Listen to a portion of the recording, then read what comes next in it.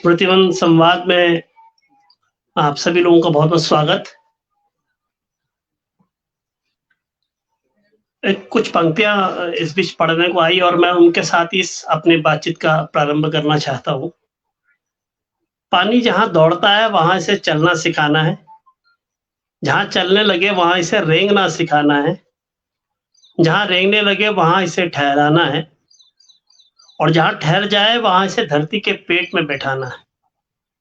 जब इन पंक्तियों को नवानी जी ने डॉक्टर राजेंद्र सिंह के इंट्रोडक्शन के तौर पर मुझको भेजा तो मुझे लगा ये जैसे कोई कविता की पंक्ति है और कविता भी ऐसी कि जिस कविता में गहरा कर्म और गहरी अपील और गहरे मतलब एक सुनहरे भविष्य की बात कहीं छुपी हुई हो।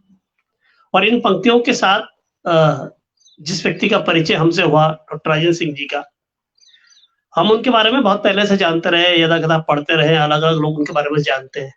लेकिन जब सूचना हुई कि वो हमारे स्मृतिवन में आने वाले हैं और उनके साथ इस क्षेत्र में अलग अलग तरह से अपनी अपनी भूमिका निभा रहे और बहुत बेहतर योगदान कर रहे लोग, जिनमें डॉक्टर इंदिरा खुराना, सुरेश भाई जी और बहुत सारे लोग हमारे बीच में आए हैं जो अपनी अपनी तरह से इस दुनिया को बेहतर बनाने की लड़ाई अपने अपने मोर्चों पे, उत्तराखंड में, कोई राजस्थान में, कोई महाराष्ट्र में लड़ रहे हैं, वो हमारे साथ आने वाले हैं और इस स्मृतिवन के यात्रा जो 2 वर्ष पहले शुरू हुई थी उसके साक्षी बनने वाले हैं।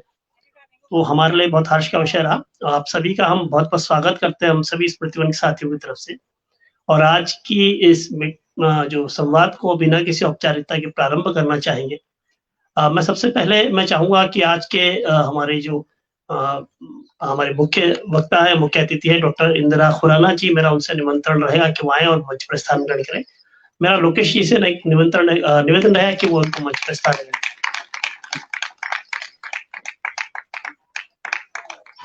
आज की सभा की अध्यक्षता के लिए मैं सर्वप्रथम लोकेश नवानी जी जो भारत धाती केंद्रीय अध्यक्ष है, मेरा उनसे निवेदन रहे कि वो आए और मंच पर स्थान ग्रहण करें।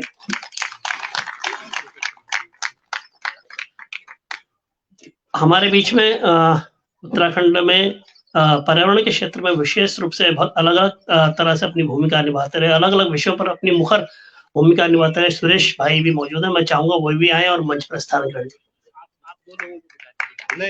नहीं आए। मंच तो दरअसल में एक औपचारिकता है, मंच को हम उस तरह से न लिया जाए। हम सब लोग यहाँ बातचीत करने वाले, हम चाहेंगे कि बातचीत बहुत इंटरेक्टिव भी हो, क्योंकि समय बहुत देर हो गया, इसलिए हम कोशिश कर रहे हैं कि वो सूक्ष्म तरीके से हो। तो आज की कार्यवाही को हम 3 तरह से आगे बढ़ाएंगे। एक कार्यवाही हमारे वहाँ पर जल आंदोलन के पक्ष में एक पौधारोपण की है, एक कार्यवाही हमारे यहाँ संवाद की है।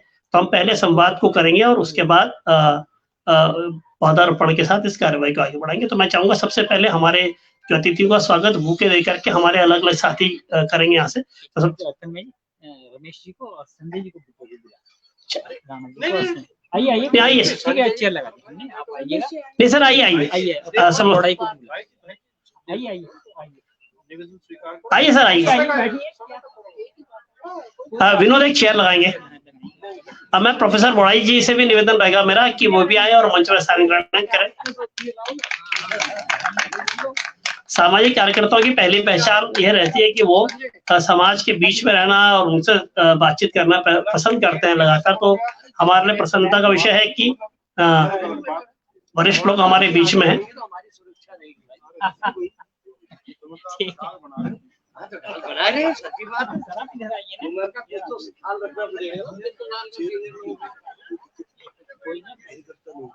सब ये भी कार्यकर्ता ही हैं। तो सभी सामाजिक कार्यकर्ताओं को मंच पर स्वागत है। जो सामाजिक कार्यकर्ता वो सामने बैठने में ज्यादा कंफर्टेबल महसूस करते हैं, लेकिन उनको हमने किसी तरह से यहाँ मंच पर बैठा दिया है और हम चाहेंगे कि उनकी उसमें कुछ लोग अपनी बात रखेंगे, कुछ लोग हमारे से सामान्य बातचीत में अपनी चीजों को साझा करेंगे। तो मैं सबसे पहले जो हमारी मुख्य अतिथि है आज की, मुख्य हमारी साथी है जो आई हमारे बीच में, उनको बुके देने के लिए मैं चाहूंगा कि स्मृतिवन की तरफ से जो हमारे संयोजक है वीरेंद्र खंडूरी जी आए और ब्रिजमोहन उनियाल जी आए, उनको बुके दे करके उनका स्वागत करेंगे।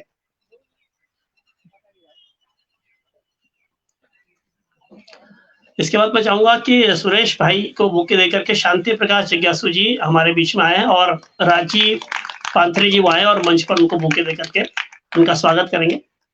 शीघ्र आएंगे जरा सा। शांति प्रकाश जी कैसे? आइए। मैं चाहूंगा कल्पना बगुणा जी और मंजू काला जी भी आए और वो हमारे प्रोफेसर बड़ाई और जो उनको बुके दे करके उनको सम्मान करेंगे, कल्पना जी और मंजू जी।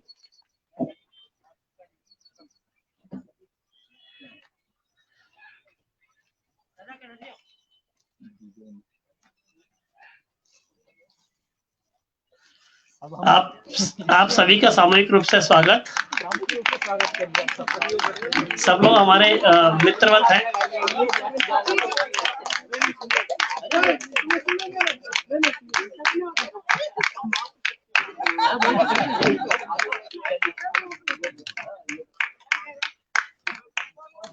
धन्यवाद। आप स्थान ग्रहण करेंगे सब अपना अपना। और आज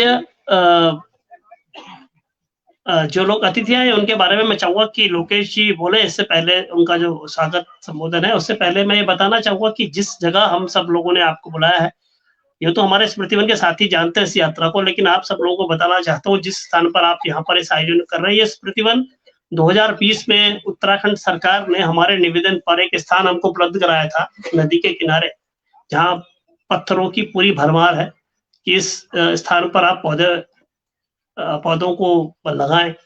और चूंकि हरियाणा का अभियान 2010 से उत्तराखंड में हम लोग धात संस्था की तरफ से करते रहे, जिससे पहले समाज के बीच में करते करते 2015 में अंततः हमने सरकार को सौंपा।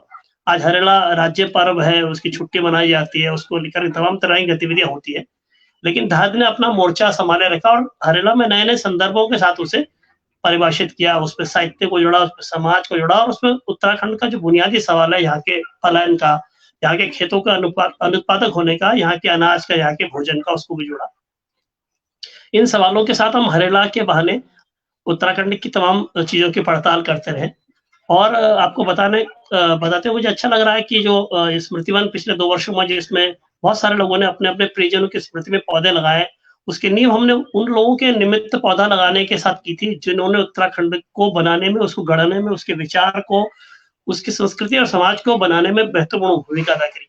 चाहे उसमें हीरा सिंह राणा हो, चाहे सुंदरलाल बहुगुणा जी हो, चाहे प्रेमलाल भट्ट जी हो, चौधरी चंदुला जी, वीर सिंह, बहुत सारी फहरिस्त है। हमने उन सब लोगों को कृतज्ञता प्रकट करते हुए अपने समाज की तरफ से उनको याद करते हुए पौधा लगाए। वो सब पौधे आज 5 और 6 फुट के हो गए और उनके साथ हम समाज को हमने कहा कि वो भी अपने प्रियजनों के नाम से पौधा लगाने का एक काम शुरू करो। यहाँ पर आप देखेंगे जितने 200-250 पेड़ लगे वो सभी लोगों ने अपनी तरफ से लगाए और पूरी तरह से पब्लिक फंडिंग पर बेस्ड ये कार्यक्रम पिछले 2 वर्षों से अनवरत चल रहा है। और इस कार्यक्रम में हमने कुछ चीजें जोड़ी हैं। वो एक था कि हमने यहाँ उत्तराखंड के भोजन और अन्न का एक आयोजन हर महीने के चौथे रविवार को करते हैं, जिसे हम कलेव कहते हैं। वो पिछले रविवार को हुआ था। उसमें हम पहाड़ के अनाज और उससे बनने वाले तमाम तरह के व्यंजनों का आयोजन करते हैं। तो मैं चाहूंगा कि सबसे पहले मंजू काला जी जो कलेव का संयोजक है, वो चाहे वो छोटा सा जो उन्होंने कलेव का बनाया है हमारे अतिथियों के लिए, वो उनको भेंट करेंगे और वो उसके बाद मैं नवान जी से निवेदन करूंगा कि वो आज के आयोजन के बारे में औपचारिक संबोधन करें। तो मंजू जी का स्वागत है। मंजू जी लगातार उत्तराखंड के भोजन को लेकर के बहुत सारे प्रयोग कर रही हैं और उनका प्रयोग पिछले 9 महीनों से अनवरत जारी है और एक शानदार प्रयोग लगातार सामूहिक सहभागिता के साथ आगे बढ़ रहा है। तो आप सब लोगों को उत्तराखंड में इसको कुएं बोलते हैं, जैसे केले और आटा गुड़ डाल के। आपके स्टेट में इसको क्या बोलते हैं हम जानना चाहेंगे। फिलहाल आप ये चखिएगा इसको, मीठा आप लीजिए। अब ये पहली बार खा रहे हैं यहाँ का जो वो प्रसाद, पिछले तालियां तो जरूर बजाएंगे।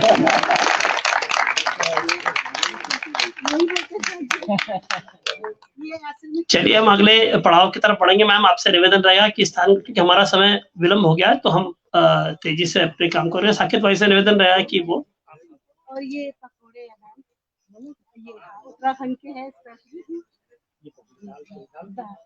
दाल और केला आलू।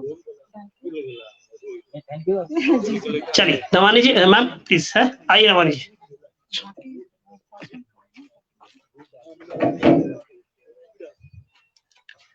धन्यवाद तन्मय जी। और आज हमारे लिए खुशी का अवसर है कि हम लोग स्मृतिवन में इस समाज के लिए, इस समाज के बड़े मुद्दों के लिए, जल के मुद्दे पर हमारे देश में काम कर रहे हैं। मैं आज के आयोजन की अतिथि के रूप में इंदिरा खुराना जी का हार्दिक अभिनंदन करता हूं और उनके साथ जो साथी आए हुए हैं और देश में पानी के सवाल पर काम कर रहे हैं, उन सभी का स्वागत करता हूं। रमेश जी, संजय राणा जी, संजय जी जो दिल्ली से आए हुए लोग हैं, डॉक्टर वसुधा पंत जी अल्मोड़ा से आई हुई हैं, प्रहलाद अधिकारी जी मुंबई से आए हुए हैं और ये लोग एक टीम के रूप में काम कर रहे हैं। हम लोग जानते हैं कि दुनिया में जल संकट को बहुत गहराई से पहले समझा नहीं गया। उस समय कई लोगों ने जल के प्रश्न को उठाया। दुनिया में जो तमाम भौगोलिक परिस्थितियां हैं, आप जानते हैं, कहीं तो हिमालय है, कहीं रेगिस्तान है, कहीं मध्य प्रदेश जैसी सूखी जगह हैं, गुजरात जैसी, महाराष्ट्र जैसी, जहां पर साल भर में बहुत कम बारिश होती है। वहां पानी का प्रश्न बहुत ही महत्वपूर्ण प्रश्न है। लेकिन पानी का प्रश्न केवल इस देश का प्रश्न नहीं है, ये दुनिया का प्रश्न है। पानी के साथ साथ हम लोग जो जल का अपमान करते रहते हैं, उसे गंदा करते रहते हैं, ये भी एक बड़ा प्रश्न है। इन प्रश्नों पर कुछ लोग बहुत गंभीरता से काम कर रहे हैं और जिन्होंने किया और कर दिखाया, उनमें एक जल पुरुष राजेंद्र सिंह जी का भी नाम है। और मैं समझता हूं बागपत जैसे छोटे से एक कस्बा ही कहूंगा, अब तो बड़ा हो गया है, लेकिन वहां से निकलकर अलवर जैसी सूखी जगह में जाना और वहां ये सब कर दिखाना, मैं समझता हूं अपने आप में बड़ा अद्भुत काम है। और ये काम किसी एक दिन का नहीं है, इसमें कई दशक लगे। उस समाज को प्रेरित करने के लिए, मोटिवेट करने के लिए, उन सूखे तालाबों के रहस्यों को जानने के लिए, उनकी परंपराओं को समझने के लिए उन्होंने बहुत मेहनत की और अंततोगत्वा वे सफल हुए। उन्हें वैश्विक स्तर पर मैग्सेसे अवार्ड से लेकर स्टॉकहोम के जैसे प्रतिष्ठित अवार्ड मिले और वो भारत के जल आंदोलन के एक पुरोधा बन गए। तो आज वो बुखार से ग्रस्त हो गए हैं, लेकिन मैं उनका यहाँ पर हार्दिक स्मरण करना चाहता हूं कि उन्हें जब भी अवसर मिले हमारे स्मृति वन में जरूर आए। और इसमें जो महत्वपूर्ण कड़ी का काम कर रही हैं, डॉक्टर इंदिरा खुराना जी हैं। वो इन सब कामों के लिए पहल कर रही हैं और जो उनकी चिंता है, वो इंडियन हिमालयन रिवर बेसिन की अध्यक्ष हैं और राजेंद्र सिंह जी जो काम करते हैं, उनके साथ कोऑर्डिनेशन का काम करती हैं। हमारे देश में बहुत सारी बहसें हो रही हैं। मैं समझता हूं जो वैश्विक क्लाइमेट चेंज हो रहा है, हम पहाड़ के लोग हैं, पहाड़ की नदियां सूख जाती हैं। डॉक्टर वसुधा जी अल्मोड़ा में यही काम कर रही हैं। हमारे जंगल पर्याप्त जल नहीं दे पाते, उस समाज को पानी नहीं दे पाते। तो ये प्रश्न केवल वहीं का नहीं है, ये हिमालय का भी है। और हिमालय में जो उसकी भूमिका है, वो सारे गंगा बेसिन को, यमुना को या भारत की तमाम नदियों को जल प्रदान करती हैं, यहाँ की सदा नीरा नदियां। लेकिन हम पाते हैं कि हमारी नदियों में भी कई समस्याएं आ गई हैं। पानी के अलावा जब उसका हम विभिन्न रूपों में दोहन कर रहे हैं और उसको बर्बाद भी कर रहे हैं और उसको गंदा भी कर रहे हैं, तो ये सब जो चेतना फैलाने की जिम्मेदारी किसी ने ली है तो वो डॉक्टर इंदिरा खुराना जी हैं, और हिमालय से बहुत गहरे अंतर्मन से जुड़ी हुई, मैं उनका भी हार्दिक अभिनंदन करता हूं। उनके साथ बहुत ही अच्छे लोग आए हुए हैं, रमेश जी दिल्ली से, संजय राणा जी से दिल्ली से, आप भी बागपत से हैं तो आपका स्वागत है। तो अच्छी बात है कि मतलब हमारे लिए मैंने अच्छा, आप जो टीम में रहे होंगे शायद शुरुआती दौर में। अच्छा, वो दूसरे हैं, ठीक ठीक ठीक। चलिए चलिए, वो झांसी से है। अच्छा अच्छा, वो छोर संभाला है, वाह वाह वाह। तो इस तरह से ये जो तमाम साथी आए हुए हैं, मैं समझता हूं हमारे लिए गौरव का क्षण है। अब मैं धात पर भी आ जाता हूं। धात के बारे में भी आपको मैं कहना चाहूंगा कि धात एक इस तरह का मुक्त संगठन है। मैं राणा जी आपका ध्यान आकर्षित करना चाहूंगा, जो धात है, धात हिमालय का शब्द है जिसका अर्थ होता है आवाज देना। गढ़वाली में धात देना, कुमाऊनी में धात मारना लगाना, इसका अर्थ होता है आवाज देना, आह्वान करना।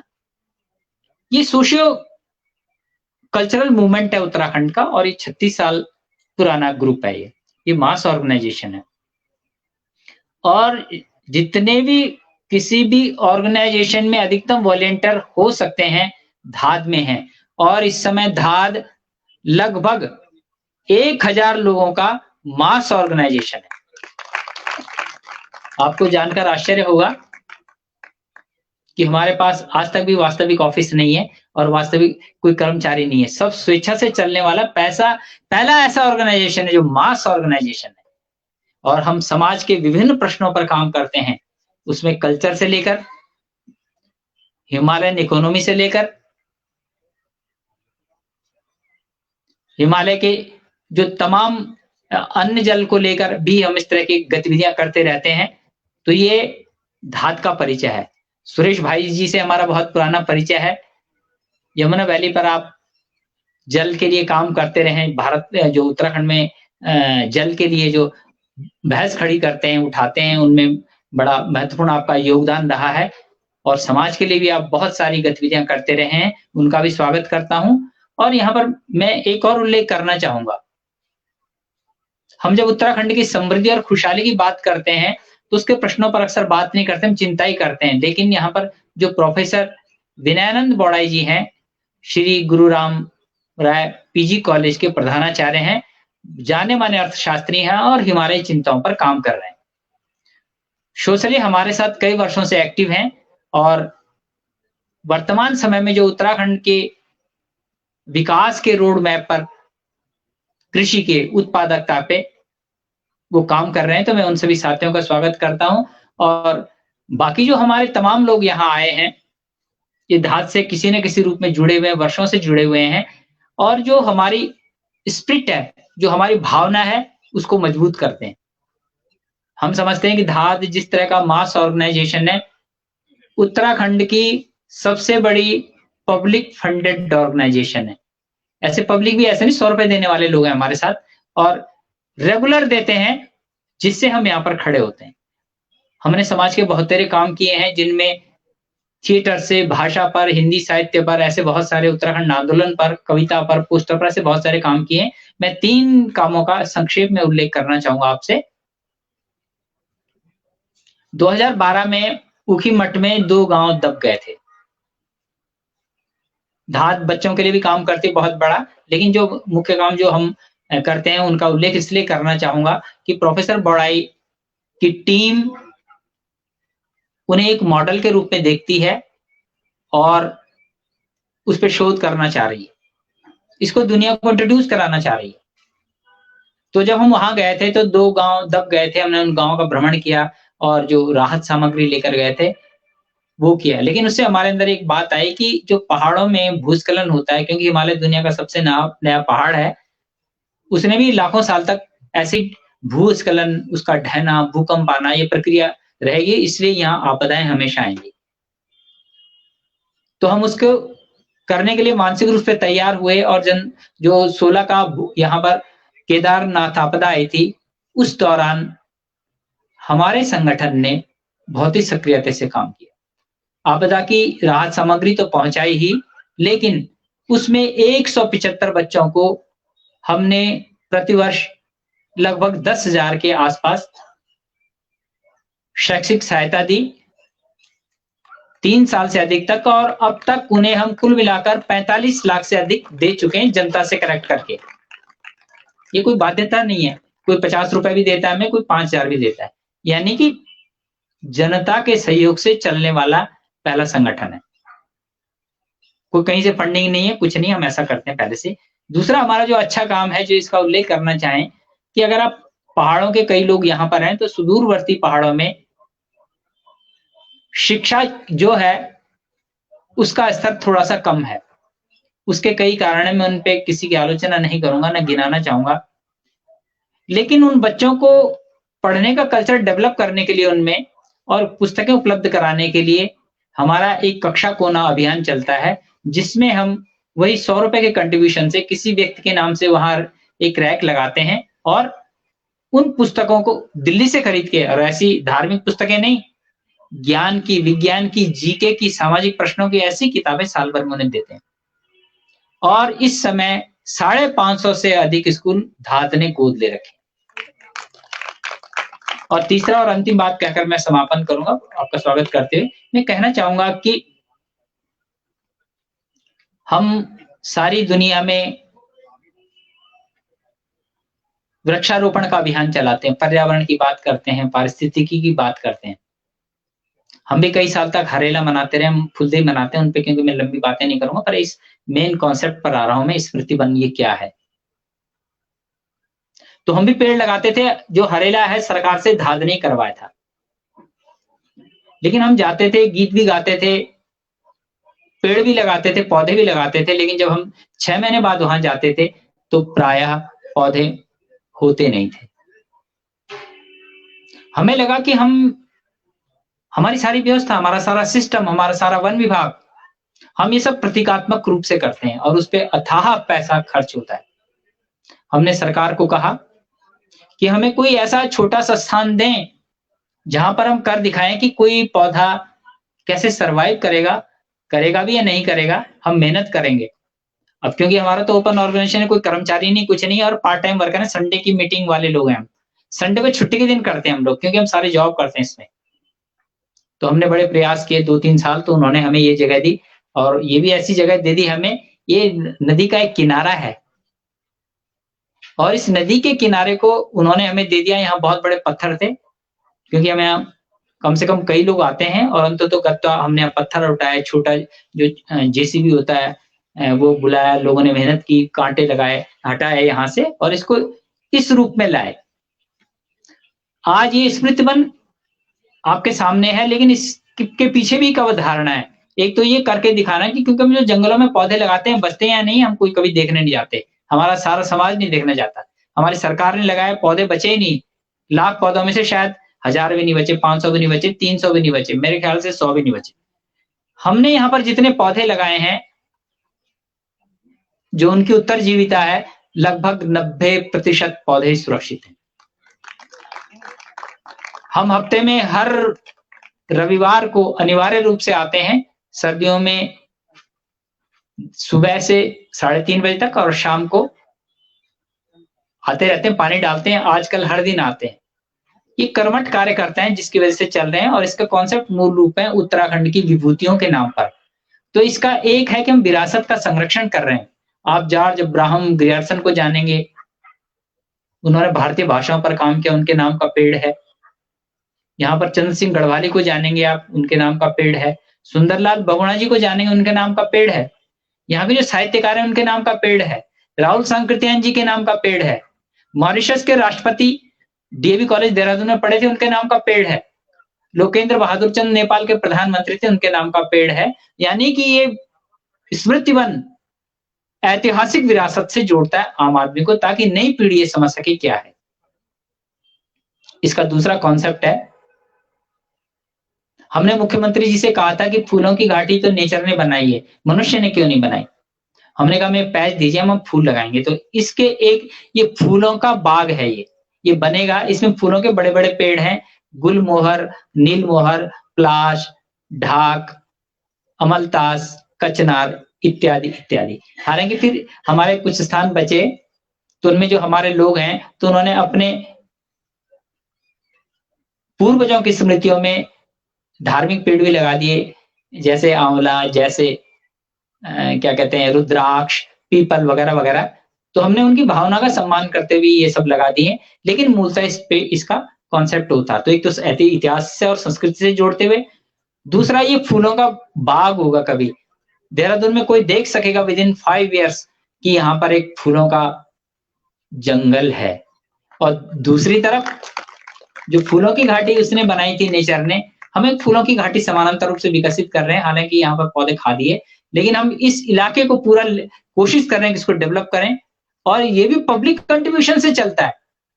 तो दूसरी अवधारणा इसकी ये है, हिमालय सुंदर मानवीय आवास बने, हमें कल्पना करते हैं, समृद्ध और खुशहाल मानवीय आवास बने करते हैं हम। हिमालय अन्नों के जो पकवान है उनका भी बनाते हैं।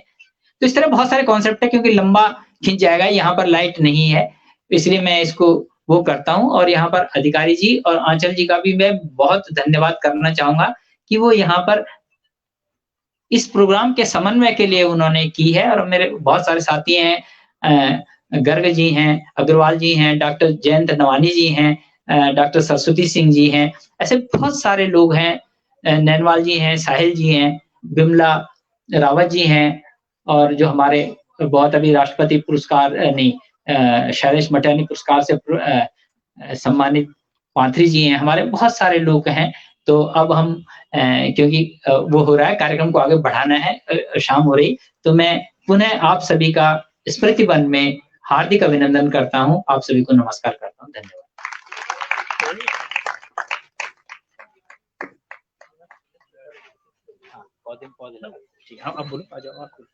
पहले वो पौधे लगा दें, अंधेरा हो गया। मेरा निवेदन यह है कि हम बिजली की व्यवस्था कर रहे हैं, क्योंकि विलम्ब हो गया था।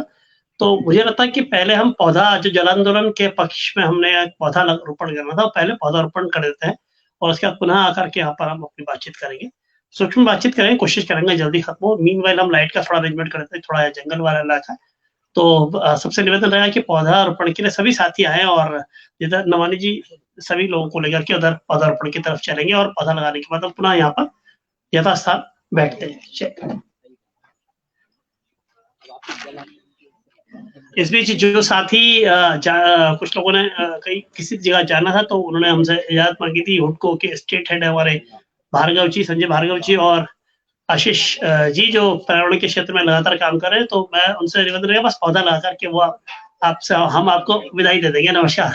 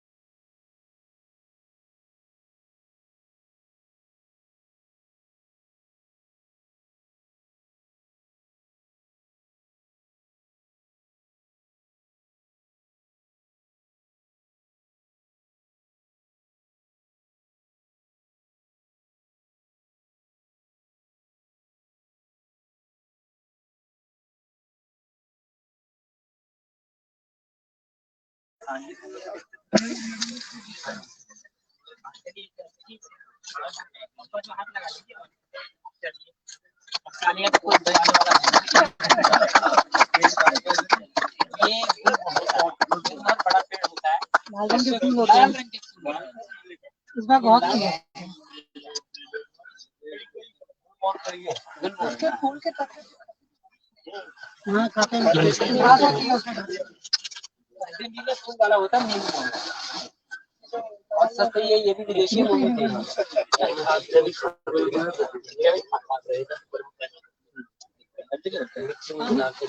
ये सब प्राइवेट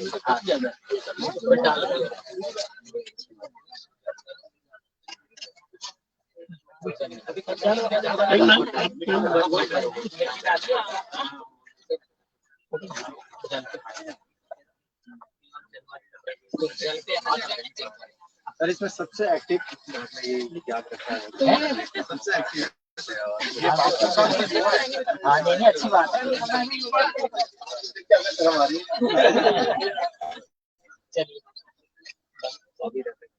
सबसे बड़ी बात है कि एलोपैथिक की वाह वाह एलोपैथिक जय गंगा मैया। गंगा मैया बर्बाद करने पर लगे। जय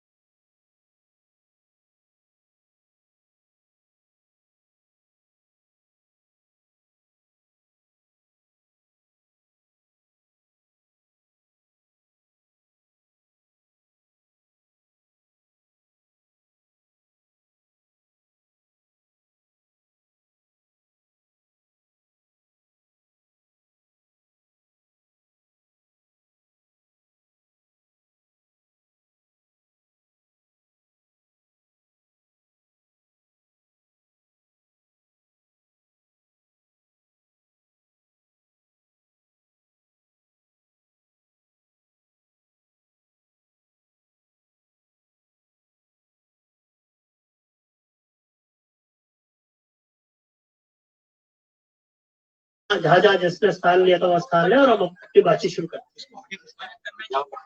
ऐसा करेंगे कि अंधेरा होने वाला है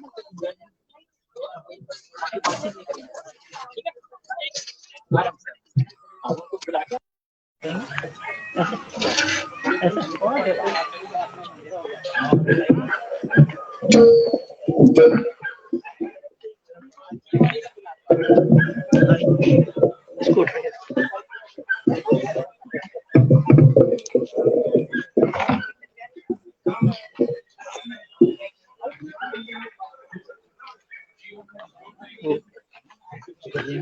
पता नहीं कौन सा फोन कर रहा है।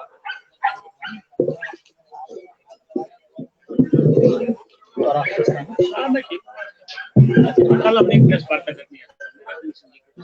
देखो रात को देख रहे वो एक गंगोत्री के हरे पेड़ होगा 2.5 लाख पेड़। सभी लोगों से निवेदन रहा है कि वो यथास्थान लें और हम अपनी जो आज की हमारे मुख्य वक्ता है जो हमारे निवेदन पर इतने दूर से हमारे बीच में आए, मैं चाहूंगा कि उनका वक्तव्य हम सभी ध्यान से सुनेंगे और चूंकि विलम्ब हो रहा है तो इसलिए बिना किसी अधिक समय को लिए हुए मैं डॉक्टर इंदिरा खुराना से निवेदन करूंगा कि वहां और मंच पर आकर के स्मृतिवन के सभी उन साथियों को जो पिछले 2 वर्षों से इस स्थान को अपने मेहनत श्रम से एक आकार दे रहे हैं, उनको संबोधित करेंगे। डॉक्टर इंदिरा खुराना।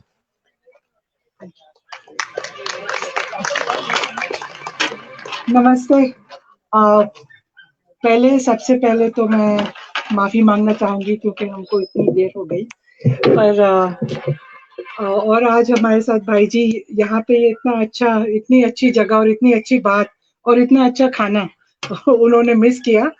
तो जरूर, जैसे कि आपने बोला, हम भाई जी को लेके आएंगे और एक संडे को लेके आएंगे, ताकि हम वो जो आपका ट्रेडिशनल खाना है वो हम सब उसका आनंद ले। शुरू में मैं आज जब हम लेट होते गए तो शुरू में मुझे भी लगा कि कैसा होगा कैसे होगा। फिर जब मैंने और रमेश जी में गाड़ी में बात करी कि लेट हो रहा है, पर लेट क्यों हुआ, क्योंकि राजेंद्र भाई इनके साथ, संजय जी के साथ वहां पे थे, इनके वहां पे मेरठ में थे, सॉरी हाँ, वहां पहले वहां बैठे थे, वहां मेरठ में थे। उन्होंने मुझे बोला था मैं मेरठ से आपके साथ ज्वाइन कर लूंगा, पर वहां पे जब वो गए तो वो वैसे बैठ नहीं सकते, तो उन्होंने वहां काम किया। कितने 8 तालाबों पे, आज उन्होंने 8 तालाबों का काम किया। फिर एक क्रिमेशन ग्राउंड था, वहां पे फॉरेस्टेशन का काम किया, और कल भी कुछ उन्होंने किया। तो कल उनको तैयार किया तालाबों के लिए 6 घंटे लगा। अच्छा, तो ये सब जब मैंने सुना, फिर मैंने कहा ठीक है भाई, हम यहाँ आ रहे थे बच्चों से बात करने के लिए, साथ में ये जो कोलैटरल हमें बेनिफिट्स मिले कि वहां पे उन्होंने तालाबों पे काम किया, तो इस कारण वो प्रोग्राम थोड़ा सा देर हुआ। फिर जब वो हम गए वहां पे यूनिवर्सिटी में, तो जब उन्होंने अपनी बात, तबीयत उनकी वैसे ठीक नहीं थी थोड़ी, उन्होंने अपनी बात रखना शुरू किया, स्टूडेंट्स ने ऐसा रिस्पॉन्ड किया उनकी बातों पे। और फिर हमारे रमेश जी ने एक गीत गाया, नदिया तुम धीरे बहो, अभी भी वो एक गीत जरूर गाएंगे। हाँ, तो उसका जो रिस्पॉन्स हुआ बच्चों से, वहां जो यूथ था, मतलब रियली अनबिलीवेबल। तो उसको देख के फिर और ऊर्जा आई, फिर और बातें हमारी उस पे चली, और इसके कारण थोड़ा सा विलंब हो गया। मैंने बहुत सारी चीजें लिखी थी, पर क्योंकि अभी अंधेरा नहीं है और मुझे दिखेगा नहीं, तो मैं जस्ट एक्सटेम्पोर तो मैं थोड़ा सा एक्सटेम्पोर बोलूंगी। वैसे भी हम अपने फ्रेंड्स के साथ, और ये इनफॉर्मल एक हमारी डिस्कशन है आज की। और नवानी जी, मैं मानती हूँ कि आज हम सब भी टाट के वॉलंटियर हैं। जब भी आप कुछ हाँ, जैसे मानना मान मैं तेरा मेहमान, मानना मान मैं आपका वॉलंटियर, वैसे हम वॉलंटियर हैं। और जो आपने आज लगाया, जैसे आपने आज वो जल आंदोलन के लिए आपने, हाँ, वो आपने एक वृक्ष लगाया, तो हम भी मानते हैं कि आप सब हमारे, कि हम एक दूसरे के ही वॉलंटियर्स हैं, क्योंकि हम एक दूसरे के लिए जो हम सबको बेनिफिट देगा, प्रकृति को बेनिफिट देगा, हम सब उसी पे काम करते हैं। बस कहीं किसी का हमारा नजरिया यहाँ से होता है, किसी का हमारा यहाँ से एंट्री पॉइंट जो आप कहते हैं वो होता है। Ultimately it is all the same ecosystem जिसपे हम सब काम कर रहे हैं। और आपने जो बात बताई, जब तक हम लोगों को साथ लेके, और जब तक हम लोगों का हित साथ में अगर नहीं रखेंगे, तो सिर्फ पर्यावरण पे काम करने के मतलब कोई वो मायने नहीं रखता। वो क्योंकि हमको ध्यान में रखना चाहिए कि हम भी प्रकृति का एक हिस्सा हैं, इट इज नॉट कि हम अलग हैं। और ये जो हमारी धारणा रही है कि प्रकृति पे काबू करना, वो भी थोड़ा सा हमको छोड़ना चाहिए। थोड़ा सा मैं आपको बताऊंगी ये हिमालयन रिवर बेसिन काउंसिल क्या है। अगर हम हिमालयन स्टेट्स की बात करें, तो ये 12 स्टेट और एक राज्य और एक यूनियन टेरिटरी है लद्दाख। पर जो हिमालय की नदियां आती हैं, और प्लेन्स में जो दूसरी नदियां आके हिमालय की नदियां से मिलती हैं, तो ये एक अलग ही हमारे प्लेन्स में और भी स्टेट्स है। तो कुल मिला के ये 23 राज्य हैं जो प्लेन्स में हैं। तो ये काम बहुत बड़ा है। और ये क्योंकि नदियों पे जो संकट है, जो आप भी जानते हैं, मुझे बोलने की कोई जरूरत नहीं।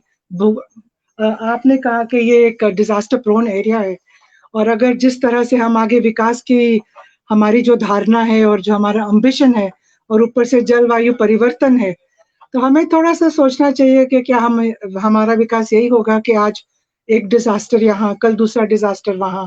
तो we will be going from one disaster to another, और इसको कैसे बचाएं, यहाँ पे कैसे हम राहत दें, और फिर इमिडिएटली नेक्स्ट। तो जो हमारी एक्चुअल विकास होनी चाहिए और डेवलपमेंट होना चाहिए, और जो हमारी इन्वेस्टमेंट ऑफ जो भी हमारे पास रिसोर्सेज है, किस तरफ वो जाना चाहिए, वो हम कर नहीं पाएंगे, क्योंकि every day there will be another disaster. और क्लाइमेट चेंज के कारण तो कोई इस पूरे विश्व में कोई जगह नहीं है जो बच सकता है। कोई जगह नहीं, चाहे वो यूरोप हो, कनाडा हो, यूएसए हो, Australia, India, Africa, every country, every continent में जलवायु परिवर्तन का हमने ऑलरेडी फटाफट उनका जो प्रकोप है वो हमने शुरू कर दिया है। तो जो काउंसिल का काम था और जो हमारे मेंटर हैं भाई जी, उन्होंने कहा कि ये विकास के पीछे और सिर्फ आर्थिक विकास के पीछे भागते भागते कहीं ना कहीं हम लोग अपने प्रकृति और नदियों से दूर हट रहे हैं, और अगर हमारी नदी स्वस्थ रहेगी तो तभी हम स्वस्थ रहेंगे।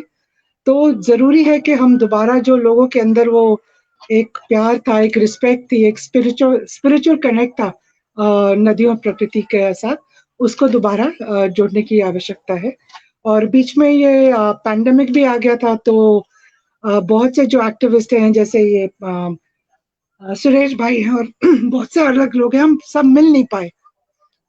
तो फिर हमने वेबिनार वगैरह का शुरुआत करी, नए नए साथियों को ढूंढने की कोशिश करी। तब एक दूसरे से सुन के, जैसे प्रहलाद जी के बारे में पता चला, उन्होंने वसुधा जी के बारे में बताया, उन्होंने इनके बारे में बताया, ऐसे ऐसे करते करते हर एक को कोशिश करी, फोन करते रहे, बात करते रहे, ताकि हमारा कारवां बढ़ता रहे, क्योंकि इसकी हमें अभी बहुत जरूरत है। और जैसे भाई जी ने कहा, और मैं भी समझती हूँ कि मेरा रोल ये है कि आप मोती तो आप सब हैं, मेरी यही कोशिश होगी कि मैं एक धागा बनूं जो अलग अलग जो मोती हैं उनको साथ लाके एक अच्छी सी हम माला बनाएं, क्योंकि एक दूसरे से हमें ऊर्जा भी मिलती है और हमको हमारा काम भी दिखता है, और जो विविधता है इस देश में वो भी सामने आती है। क्योंकि कई बार ये होता है कि जो सोल्यूशन अगर अलवर में काम किया वो शायद पहाड़ों में काम नहीं करेगा, वो कोई वैली में काम नहीं करेगा, वो लद्दाख में काम नहीं करेगा।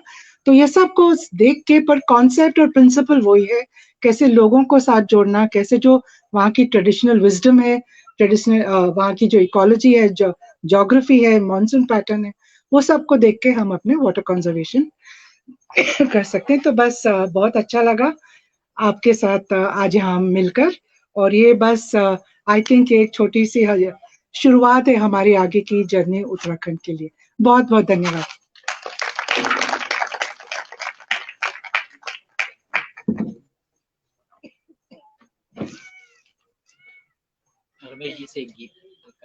धन्यवाद। हालांकि अंधेरा हो रहा है, पर जब आप इतनी दूर आए और इतनी सुंदर शाम है, हम लाइट की व्यवस्था कर रहे हैं और इतने सारे गुणीजन हमारे बीच में और विद्वान लोग, और असली बात है कि कर्मशील लोग हमारे बीच में आए, तो हम चाहेंगे कि दो शब्द हम जरूर सुने उनसे, छोटी छोटी बात। तो रमेश जी का जिस गीत की चर्चा डॉक्टर इंदिरा खुराना ने की, मैं चाहूंगा सबसे पहले तो वो गीत हमको सुनने को मिले, और उसके बाद मेरा सुरेश भाई से भी विशेष निवेदन रहा है कि वो भी थोड़ी सी बात हमारे सबके बीच में रखे। तो पहले रमेश जी से निवेदन कि वहां मंच पर अपना वो गीत हम सबको भी सुनाए, जिसको सुनकर के बच्चे आह्लादित हो गए, तो हम सब जो सीनियर लोग हैं वो भी कहीं ना कहीं एक मोटिवेशन फील करेंगे। तो उनसे निवेदन कि वहां और मंच पर अपना गीत प्रस्तुत करें। उनका गीत सुनकर लगता है कि भाई नदी पे जरूर।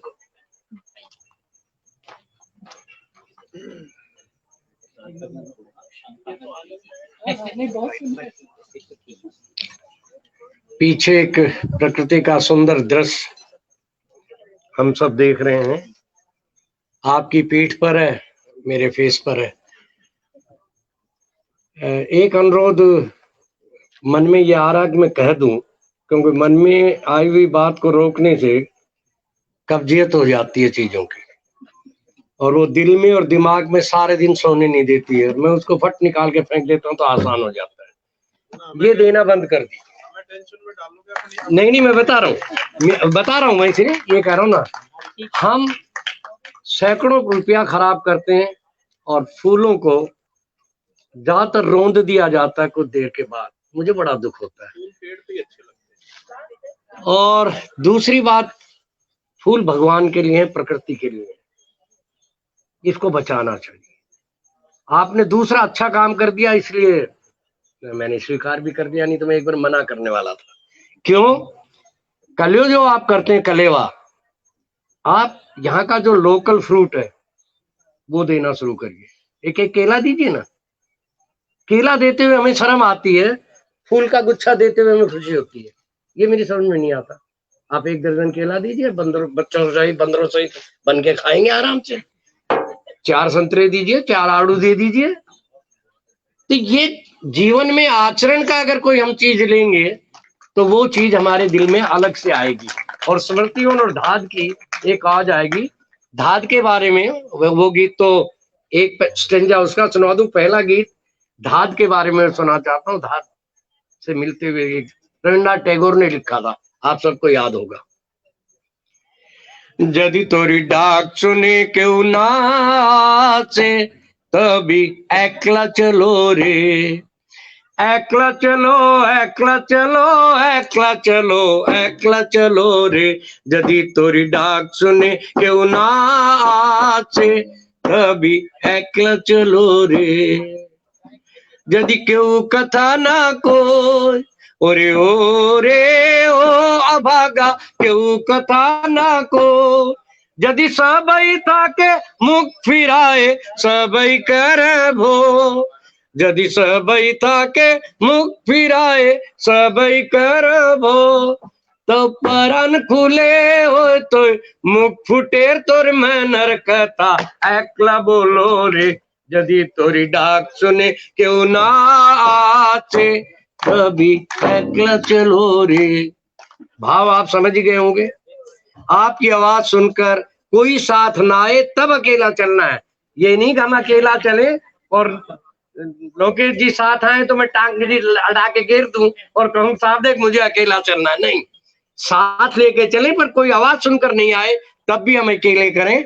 एक गीत जिसकी बात कर रहे थे उसका भी एक ही स्टेंजा गाऊंगा, समय बहुत हो गया है, कभी फिर आकर मौका मिलेगा। और जब आप कहेंगे सुरेश भाई को कह देना मैं भाग आऊंगा, मैं तो पैदल भी आ सकता हूँ यहाँ तक। मैं कह तो रहा हूँ, चुनौती दे रहा हूँ भाई। मैं 22 से 23 किलोमीटर पहाड़ पे अब भी कश्मीर में चल के आया हूँ 10 दिन लगातार, और ऐसे रास्तों पर जहाँ पगडंडी भी नहीं थी। इसलिए अभी तक तो ये कह सकता हूँ कभी ठीक है, और वो कुदरत दे रही है साथ। नदिया धीरे बहो, कौन सुनेगा तेरी आह। नदिया धीरे बहो, ओ मैया धीरे बहो। ओ गंगा नहीं बहेगी भाई, तेज बहेगी। धीरे बहना तो सब एक बार मिलके तो गाए ना। ओ जमुना धीरे बहो, ओ भगरती धीरे बहो। ओ राम गंगा धीरे बहो, ओ बाण गंगा धीरे बहो। ओ अलकनंदा धीरे बहो।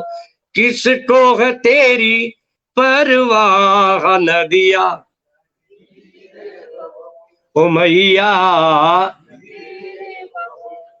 सभ्यताएं जन्मी तट तेरे, संस्कृतियां परवान चढ़ी। तेरे आंचल के साए में सारी दुनिया पली भड़ी। आज किसे एहसास, ओ आज किसे एहसास, आज किसे एहसास नदिया, ओ मैया ओ काली ओ कोसी ओ ब्रह्मपुत्र ओ गंडक ओ कावेरी ओ कृष्णा। किसको है तेरी परवाह नदिया धीरे बहो। भवानी भाई का एक गीत है वो ठीक है, नहीं वो बाद में कभी फिर आ जाए, मौका मिल जाएगा। मुझे भवानी भाई की उसके बिना काम चलेगा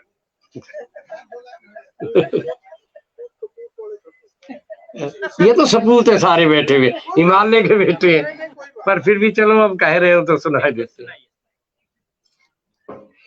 तेरे पूत कपूत हो गए, भूल गए तेरा सम्मान। तेरे फिर सब बोलो, तेरे पूत कपूत हो गए, भूल गए तेरा सम्मान, ढूंढन से भी कहाँ मिलेंगे राजा भगीरथ का नाराम। किससे करोगी फरियाद, ओहो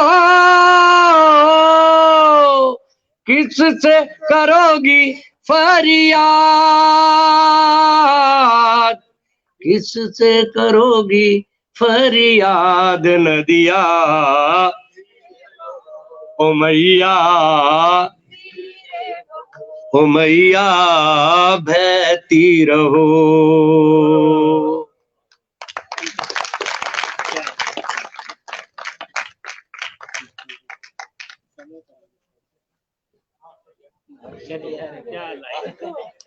हालांकि अंधेरा हो गया, पर अंधेरे से लड़ाई हमारी जारी है और हमने रोशनी का इंतजाम इस बीच कर लिया है और हम अंधेरा जीत लेंगे। तो चूंकि इतनी सुंदर जगह पर सब लोग आए हैं और हम लोग आपस में बहुत सारी बातें करते रहते हैं, पर हमारे मेहमान जो इतनी दूर से आए, हम चाहेंगे उनका उद्बोधन हमारे तक जरूर पहुंचे। तो सबसे पहले मैं सुरेश भाई साहब से निवेदन करूंगा कि वो आए और 2 शब्द। आदरणीय हमारे उत्तराखंड राज्य के बहुत ही अग्रणी और प्रेरक साथी नवानी जी, और उनसे हमने बहुत कुछ सीखा है। मेरा भाई जो है 2003 के पीसीएस की परीक्षा में जब पास हुआ तो मैंने उनसे पूछा कि भाई आपने कहाँ ज्यादा पढ़ा, तो उन्होंने कहा कि जो वो है ना बिनसर कंपनी वाले, उनकी जो किताब है, जो उत्तराखंड प्रतियोगिता पर जो किताब छपती है हर साल, उसको पढ़ करके जो है उसमें से सबसे ज्यादा नंबर जो है, सबसे ज्यादा मैंने उसको पढ़ा था और वहीं से सबसे ज्यादा पूछा गया। तो मुझे बहुत खुशी हुई। अब तो आजकल वो कमिश्नर बन गया है। तो ये श्रेय आपको है, आपके ज्ञान को है और आपने दिया है। आज हम लोग जिस निमित्त यहाँ पर आए हैं उसमें तो मुख्य रूप से हमारे गुरुजी राजेंद्र सिंह जी को अपनी बात रखनी थी और हम सब उनके पीछे पीछे हैं, उनके अनुयायी हैं और हम देश में उन्हीं की बात को पहुंचा रहे हैं। पहले हम सुंदरलाल बहुगुणा जी के साथ जगह जगह जाते थे जब हम छोटे थे, फिर जब बीच में 20-25 साल बहुत काम नहीं कर पाए तो फिर हमने देखा कि एक व्यक्तित्व तो हमारे सामने है, जल पुरुष राजेंद्र सिंह जी की, जिनकी बात को लेकर के हम पूरे देश और दुनिया में हिमालय की चर्चा कर सकते हैं। तो हम कर रहे हैं। मुझे यहाँ पर आकर के जो स्मृति वन का जो अनुभव आया, और आप तमाम लोग जो है देहरादून में रहते हैं, हमने कई बार कहा है कि गंगा की जो सफाई की गई है और उसके नाम पर जो भी व्यवस्था सरकार ने चलाई, वो जो भी हुआ हो रहा है, लेकिन नदी तटों पर ऐसे जंगल क्यों नहीं बनाया? हमने घाटों को सीमेंटेड बना दिया, वहां पर जो कुछ पेड़ और वनस्पतियां भी थी उसको उखाड़ करके उसको सीमेंट से ढका दिया और उसको बंद कर दिया। अब वो सीमेंट उसको भूकंप तोड़ेगा या बाढ़ तोड़ेगा, उसका वो सब निकल जाएगा। लेकिन हमने जो हरियाली को लौटाने का काम नहीं किया, क्योंकि हरियाली लौटेगी तो पानी लौटेगा और पानी लौटेगा तो जीवन लौटेगा। अभी हम थोड़ी देर पहले हमारे गुरु राजेंद्र सिंह जी जो है अभी वहाँ डिग्री कॉलेज, वहाँ कॉलेज में कह रहे थे, यूनिवर्सिटी में, कि भाई दुनिया के लोग कह रहे हैं कि जलवायु है तो जल है और जल है तो जलवायु है। और ये बहुत बड़ी बात है, हम इसको समझने का प्रयास करें। और आज के समय ये मौजूदा हालत में हमको समझना चाहिए कि सबसे बड़ा संकट यदि क्लाइमेट चेंज का है तो हिमालय पर है। पूरे देश में जलवायु परिवर्तन के कारण से जो भी तापमान बढ़ रहा है उसका 5 गुना असर जो है हिमालय क्षेत्र में पड़ रहा है। और हम देख रहे हैं, ये हमारी व्यवस्थाएं भी कर रही है। आप देखिए कि गंगोत्री के पास जहां गौमुख ग्लेशियर है, उसके पास ऑल वेदर रोड के नाम पर जो है करीब 2.5 लाख पेड़ों का कटान अभी सितंबर से शुरू होना है। हम लोग उनको बचाने में लगे हुए हैं। हम सड़क का विरोध नहीं कर रहे हैं, हम कह रहे हैं कि भाई सड़क को यदि आप लोग देहरादून में रहते हैं तो गंगोत्री जाते हैं, यदि आप जसपुर से लेकर के पुराली बगोरी होते हुए हरसिल और उसको गंगा के गांव मुखवा से होते हुए जांगला और आगे जाड़ गंगा तक पहुंचा दें तो सड़क भी बन जाएगी और उस पार के जो झाला से लेकर के और धराली तक के जंगल और जो आगे जो तिब्बत से जो गंगा आती है उसके बीच में जो पेड़ कटने हैं उससे वो बच जाएंगे। हमने कहा, गडकरी जी को हमने कहा, उत्तराखंड के मुख्यमंत्री को हमने कहा कल भी हम जो है वो यदि उनकी तबीयत ठीक रहेगी तो राजेंद्र सिंह जी के साथ हम प्रेस वार्ता भी कल करेंगे 2 बजे प्रेस क्लब में। और पहले भी हम लोगों ने, संजय राणा जी यहाँ पर हैं, उनके साथ हमने जो है यहाँ पर किया था। हमारे बहुत ही क्रांतिकारी साथी हैं, उन्होंने गंगोत्री का अध्ययन किया है। और हम खास करके इस समय तो हमें हिमालय क्षेत्र के लिए डॉक्टर इंदिरा खुराना जी का साथ मिल रहा है। हमारे बीच में हमारे बड़े भाई और गांधी विचार के बहुत ही अग्रणी कार्यकर्ता हमारे देश के, जो कि सर्वोदय नेता है, रमेश भाई जी जो है वो सामान्य व्यक्ति नहीं है, बहुत सीधे साधे जीवन है, लेकिन उनका बहुत उच्च जीवन है। हमारी बहन जी हैं, भाई जी हैं, आप वसुंधरा बहन और आप बड़े भाई हैं, तो आप सब लोग हैं, अलग अलग काम में लगे हुए हैं। और मैं नवानी जी को एक बार मतलब उनको धन्यवाद देता हूँ कि आपने ये सब जो प्रयास किया, मैं भी केवल अखबार में सुना था, लेकिन यहाँ पर आज बहुत आकर के बहुत अच्छा लगा। और मेरा विश्वास है कि आप इस मंच के माध्यम से एक पत्र तो जरूर आप मुख्यमंत्री को लिखिए कि जब आप वैकल्पिक रास्ता बता रहे हैं तो आप 2.5 लाख देवदार के पेड़ों के कटान पर क्यों आप आमाद हैं? वैसे छोटी मोटी कार्रवाई जो है सरकार कर रही है। अब वो जो है जांच करा रही है कि वहां से सड़क कैसी बनेगी, वहां कितना वन भूमि को हस्तांतरित करना पड़ेगा, जो हम नया विकल्प, वो पत्र भी हमको मिल रहे हैं धीरे धीरे। लेकिन बड़ा काम ये हुआ कि जहां हमने 2017 में रक्षा सूत्र बांधे थे सुक्की गांव के लोगों ने, उसके नीचे जो टनल बननी थी वो सरकार ने स्थगित कर दी। तो ये एक हमारी वहां पर अभी जीत रही है। लेकिन वो टनल के बारे में भी हमको सरकार से सूचना मिल गई है कि वो टनल नहीं बनेगी। आप जानते हैं कि जब 1962-63 में जब वार हुआ था तो ऊपरी उसके लोग जो है, जो गंगोत्री के पास जो रहते हैं, जो करीब 8 ग्राम पंचायतें हैं, उन ग्राम पंचायत के लोगों ने जो अपनी जमीन निःशुल्क सरकार को दी थी सड़क बनाने के लिए। और कई गांवों को तो बाद में ऑल वेदर के नाम पर सरकार कह रही कि अब आप यहाँ से जो है वो आपके यहाँ सड़क नहीं ले जाएंगे, सड़क को इधर घुमा रहे हैं। उनके वहां सेब के पेड़ उगाए हुए हैं, उनकी लाइवलीहुड के बहुत सारे फसल जो है, एग्रीकल्चर प्रोडक्ट जो है वो पैदा करते हैं, उससे उनकी आजीविका चलती है। तो वो सब चीजों पर बड़ा भारी चोट पहुंचेगी। तो हमने इस बात को लेखन के माध्यम से, आंदोलन के माध्यम से, अपने कुछ कार्य और भी कार्यों के माध्यम से उठाए वहां के ग्राम प्रधानों के साथ, और उन्हीं लोगों से पत्र लिखा है कि आप ही सरकार से मांग करो। तो ये कोशिश जो है अभी जारी है और आप लोग यहाँ पर हैं, राजधानी में हैं। और अब तो मैं यहाँ पर बीच बीच में हमारे साथ भी जो अन्य साथी आएंगे, हम जरूर आएंगे यहाँ पर। ये एक उदाहरण है नमामि गंगे के लिए, और कोशिश करूंगा कि इसका प्रचार हो आगे, क्योंकि नमामि गंगे कार्यक्रम में यही तो होना चाहिए था कि यहाँ पर भी ये गंगा बहती है, उस गंगा के किनारे आपने ये सब कर दिया। तो धीरे धीरे बढ़ेगा ही, आगे बढ़ेगा धीरे धीरे। भले यहाँ पर जो है और भी साथी हमारे, जैसे अनिल जोशी जी के बारे में भी मैं वहां पर गया हूँ कि उन्होंने भी कोई शुक्लापुर मॉडल बनाया है, मैंने देखा है कि वो भी एक मॉडल हो सकता है, ये है। तो और भी जगह लोगों ने मॉडल, वहां बिहारी लाल जी ने एक बहुत बड़ा मॉडल जो है बूढ़ा केदार में बनाया है, जहां पर उन्होंने छोटी पनबिजली बनाई, उसके चारों ओर एक बहुत ही डेंस फॉरेस्ट जो है, जिसमें लाखों पेड़ है, हॉर्टिकल्चर के पेड़ हैं, उद्यान के पेड़ हैं, फल पौधे हैं, वहां पर चारा पत्ती के पौधे हैं। मैं भी उनका कार्यकर्ता रहा, तो हजारों पेड़ तो हमने ही वहां लगाए थे। उसी के बाद हमने रक्षा सूत्र आंदोलन शुरू किया था। आप सब जानते हैं कि 1984 में जो चिपको आंदोलन के साथ जो समझौता हुआ था कि 1000 मीटर से ऊपर जंगल नहीं कटेंगे, उसके बाद उसको 1994 में हटा दिया गया। उसके बाद उस समय उत्तराखंड आंदोलन चल रहा था, हम छोटे थे तब, 22-23 साल के थे हम, सामान्य कार्यकर्ता, और तब हम टिहरी बांध के विरोध में सुंदरलाल बहुगुणा जी के साथ जुड़ गए थे, तो हमने पेड़ों पर राखी बांधी। उस समय से लेकर के आज तक हमने हिसाब लगाया कि हमने 12 लाख पेड़ बचाए हैं हर जगह, और वो अधिकांश उत्तरकाशी क्षेत्र में, टिहरी में, अलकनंदा में। पिछले दिनों जब कोविड-19 हुआ तो उस दौरान जंगल बड़े पैमाने पर कटे उत्तराखंड में। हमने वन और पर्यावरण मंत्रालय से उसकी जांच कराई, उसकी जांच हुई, और पूरे वन महकमे में एक तरह से बहुत ही जो है वो क्या-क्या सूचनाएं आई उसके बारे में। हम मानते हैं कि उत्तराखंड में आग और बाघ बहुत बड़ा संकट है, क्योंकि गांव में जो है वो बाघ आ जाता है और जंगल में आग लग जाती है। यहाँ की सबसे बड़ी समस्या है पूरे हिमालय क्षेत्र की। इस विषय पर हमको चर्चा करने की आवश्यकता है, क्योंकि हमारे बीच में नवानी जी जो है बहुत लिखे पढ़े और उसको पूरा जमीनी स्तर पर उतारने का काम करते हैं। उनके पूरा परिवार जो है इस काम में, मैं तो अपने कीर्ति नवानी जी से भी बहुत रात दिन जो है उनके संपर्क में रहता हूँ। बहुत किताबें, अभी मैंने लॉकडाउन के समय 6 किताबें लिखी है, तो 3 किताबें हमने उनसे छपा दी, फिर 3 किताबें और छपा रहे हैं। तो बड़ा अच्छा लगता है कि उनका काम बहुत सुंदर है, बहुत प्रेरक काम है। आप सब लोग उनके साथ जुड़े हुए हैं, आप सब, मैं आपको सबको बधाई देता हूँ कि इतना सुंदर हरियाली यदि वापस होगी तो ये हमारे उत्तराखंड में नदियों के किनारे में हरियाली कैसा पैदा करें उसका एक उदाहरण बनेगा पूरे हिमालय क्षेत्र में, ऐसा विश्वास है। धन्यवाद, आपको प्रणाम करता हूं।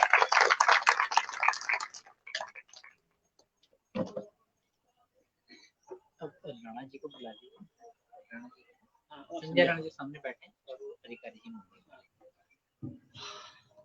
बातचीत को आगे बढ़ाते हुए मैं सुरेश भाई जी को बताना चाहता हूँ कि ये स्मृति वन की जो सबसे महत्वपूर्ण बात ये तो है कि हम यहाँ पर पौधे लगा रहे हैं या इस रिवर के इलाके को हम हरियाली से भर रहे हैं, लेकिन उससे भी बड़ी बात है कि इसकी ओनरशिप समाज के ऐसे गुमनाम लोगों के पास है जो कि सामान्य रूप से नजर नहीं आते हैं, और जो वो संस्कार यानी कि जो बात उन तक पहुंची है वो ओनरशिप उन्होंने ली है, महत्वपूर्ण मानते हैं। और धात इसी तरह से अपनी गतिविधियों को अंजाम देते रही है और कई सारे अनाम चेहरे धात के साथ जुड़ करके एक महत्वपूर्ण भूमिका अदा करते रहे। मैं इस क्रम में आगे बुलाना चाहूंगा संजय राणा जी को। मैं आऊंगा, वो 2 शब्द बोले, और अगर इजाजत हो तो हम चाय पकौड़े इस बीच सर्व करा दें। ठीक है, तो चाय पकौड़े सर्व करा देंगे ताकि वो कार्यवाही बाधित तय।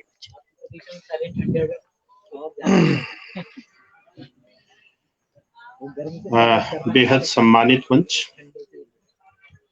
सम्मानित विद्वज्जन, मातृशक्ति, मैं सिर्फ एक छोटी सी बात कह के अपनी बात खत्म करूंगा। आज जिस प्रकार इस पृथ्वी पे एक संकट आया हुआ है, पृथ्वी पर क्या कायदे में मानव जाति पे संकट है, और ये हमारे कर्मों का खेल है। समाज को, सरकार को, हम सबको मिलकर जो विकास की डेफिनेशन है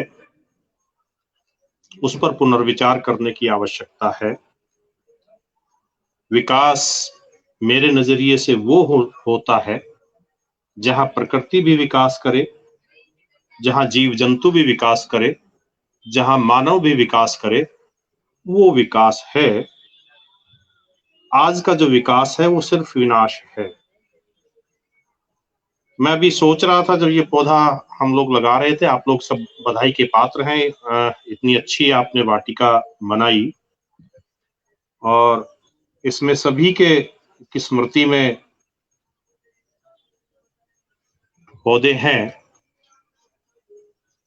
लेकिन इसके पीछे की एक और भी सच्चाई है कि जब कोई विकास की आंधी आएगी और वो सबको उड़ाता हुए ले जाएगी, तब हम क्या मंथन करेंगे कि हमने कितनी मेहनत से ये चीजें उगाई हैं। विकास चाहिए, बेशक चाहिए, मैं विकास का विरोधी नहीं हूं, लेकिन उसके ऊपर सोचना पड़ेगा और सबसे ज्यादा सरकार से ज्यादा समाज को सोचना पड़ेगा, क्योंकि समाज अगर चाहे तो उसके खिलाफ सरकारें नहीं जा सकती। अगर सरकारें जाती हैं तो समाज खड़ा होता है। जैसे सुरेश भाई जी देवदार के पेड़ों के लिए खड़े हैं, हमारी इंदिरा बहन इस पूरे हिमालय की नदियों के लिए खड़ी हैं, रमेश भाई 650 हमारे इस देश में एक इतिहास बना आज से 50 साल पहले, जो 650 डाकुओं को आत्मसमर्पण करा के इस मुख्य धारा में लाए, उस लड़ाई को इन्होंने लड़ा है। तो मैं समझता हूं कि समाज से बड़ा तो कुछ होता नहीं है, इसलिए समाज को अपनी अवधारणा बदलनी होगी इस विकास के प्रति। मेरा सिर्फ इतना निवेदन है, समय बहुत ज्यादा हो चुका है। इन्हीं शब्दों के साथ फिर से मैं एक निवेदन करके अपनी बात खत्म करता हूं कि आप सब लोग एक अपने आप में संस्था बैठे हुए हैं, अपनी अपनी संस्थाओं, मतलब एक तरीके से आप संस्था हैं, एक चलती फिरती संस्था। तो इस विचार को थोड़ा आगे बढ़ाएं, समाज से इस बात को, इसके लिए एक वार्ता हो, एक चिंतन हो कि हमें कैसा विकास चाहिए या विनाश चाहिए, ये आपको तय करना है। इन्हीं शब्दों के साथ जय हिंद, जय भारत। आप लोगों को पुनः बधाई, बहुत अच्छा आप लोगों ने ये सुंदर स्मृति वन बनाया है। इस जैसी स्मृति वन इस देश में हर जगह बने, ये मेरी कामना। जय हिंद, जय भारत।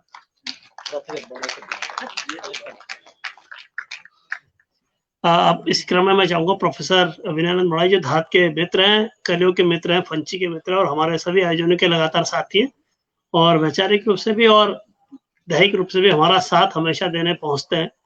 तो मैं चाहूंगा कि वो आए और मंच पर एक औपचारिक संबोधन हमारे सभी साथियों को करेंगे। प्रोफेसर विनय मोहन बड़ाई।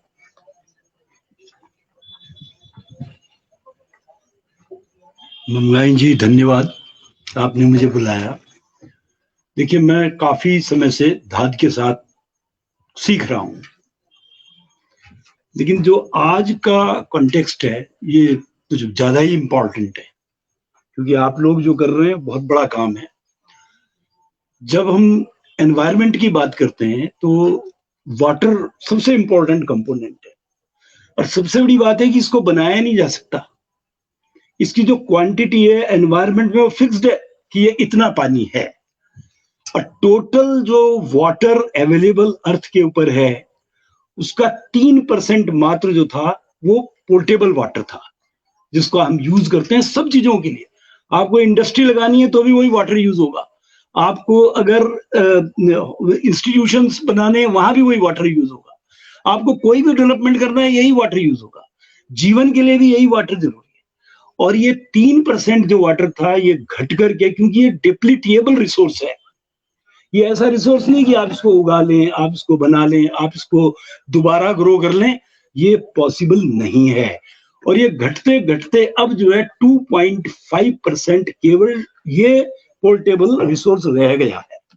और जब ये इतनी तेजी से घट रहा है, क्योंकि जब मैं एनवायरमेंटल इकोनॉमिक्स पढ़ा रहा था 1997 में, तब मैं पढ़ाया करता था कि 2.5% रह गया है। तो आप समझिए कि मैं वो डेटा यूज कर रहा हूँ 1997-98 का, तो इसका मतलब ये और तेजी से घटता जा रहा है, क्योंकि इसका जो रेट ऑफ रिडक्शन है वो बहुत ज्यादा तेज है। इन सब कामों के बावजूद भी मैं बताता हूँ ये कुछ भी नहीं है उसके सामने। क्यों? क्योंकि जब तक इन चीजों के लिए बहुत कठोर कानून नहीं बनेंगे, लॉ नहीं बनेंगे, मतलब जब तक लॉ एनफोर्समेंट नहीं होगा ये कुछ भी नहीं होगा। आप फॉरेस्ट्स का देख लीजिए, जंगल्स का देख लीजिए, उसमें क्या हुआ। ठीक है, जो प्रोटेक्टेड फॉरेस्ट जो एक बार 1984 में या कभी, मैं क्योंकि उसका बहुत एक्यूरेसी मेरे पास नहीं है कि एक्यूरेट इंफॉर्मेशन हो, लेकिन एक लॉ बना था कि जंगल को प्रोटेक्ट, तो जो प्रोटेक्टेड फॉरेस्ट हैं ये बच गए हैं किसी तरह, कि कानून आया। अगर कानून नहीं होगा तो क्या होगा कि हम इसी तरीके से जो ये मेन रिसोर्स है इसको खो देंगे। और आप देखते हैं, अभी मैं कुछ दिनों पहले एनडीटीवी में दिखाया जा रहा था कि दिल्ली में यमुना जी की एक बूंद भी यमुना में पानी नहीं था, पूरी ड्राई हो गई थी। तो मेरा कहने का मतलब ये है कि जो भी हम लोग आजकल के बच्चे पढ़ रहे हैं, क्योंकि एक इंडिया में अब काफी कुछ एनवायरमेंटल इकोनॉमिक्स पे, एनवायरमेंट पे जब सुप्रीम कोर्ट ने कंपलसरी करा तब ये सब पढ़ाने लगे हैं, अदरवाइज इससे पहले ये चीजें पढ़ाई भी नहीं जाती थी। और लेकिन पढ़ाने के बावजूद भी मैं बताता हूं कि अभी भी इस फील्ड में बहुत कंस्ट्रक्टिव काम नहीं हो पा रहा है, जो कि वाटर को प्रिजर्व कर सके, क्योंकि प्रिजर्व भी कर सकते हैं आप, ग्रो तो कर ही नहीं सकते। तो मेरा इतना ही कहना है, क्योंकि मैं आज आपने मेरे को मंच दिया है बोलने के लिए, और सब प्रबुद्ध जन है, सब लोग जानते हैं, हम भी जानते हैं, लेकिन वो जानने के बावजूद भी हम जो है कहीं ना कहीं नुकसान पहुंचा रहे हैं। तो मेरा सबसे यही निवेदन है कि हम लोग अपने अपने स्तर पर कोशिश करें कि पानी को बचाया जा सके, क्योंकि वो एक ऐसा रिसोर्स है जिसने खत्म हो जाना है, जैसे और फिजिकल रिसोर्सेज है वैसे ही। मैं आपका समय ज्यादा नहीं लूंगा, धन्यवाद। बस मैं धात के साथ एक कार्यकर्ता के रूप में जुड़ा हुआ हूँ, बहुत समय से कार्य कर रहा हूँ, बस that's all. Thank you sir.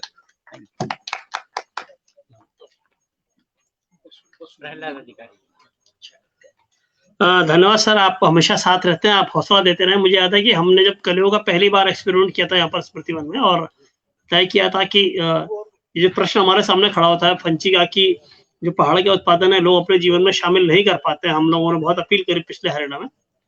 फिर तय हुआ कि इसका उत्तर हम ही दे लोगों को, कि वो कैसे इस भोजन, इस अन्न को अपने जीवन में शामिल कर सकते। तब हम लोगों ने कलियों का शुरू किया। तो आप सर पहली बार आए थे और हौसला दिया शुरू के लोगों ने, और आज वो एक अच्छा कार्यक्रम बन गया। मुझे उम्मीद है कि वो हमारे शहर से आगे बढ़कर कई शहरों तक पहुंचेगा। तो आप मैं उस एक उदाहरण को इसलिए यहाँ बोलना चाहता हूँ क्योंकि वो हमेशा हर कदम पर ऐसी सकारात्मक भूमिका के साथ हमारे साथ आते रहे। तो आपका आभार। अब मैं अंतिम वक्ता के तौर पर प्रहलाद अधिकारी जी को निमंत्रण दे रहा हूँ कि वो आए, 2 शब्द कहें और उसके बाद हम इस सभा का समापन करेंगे। आप चाय और पकौड़े का आनंद ले सकते हैं और उसके बाद रात बहुत हो गई है, सब अपने अपने घरों की ओर प्रस्थान करेंगे। तो प्रहलाद जी से निवेदन कि 2 शब्द जरूर।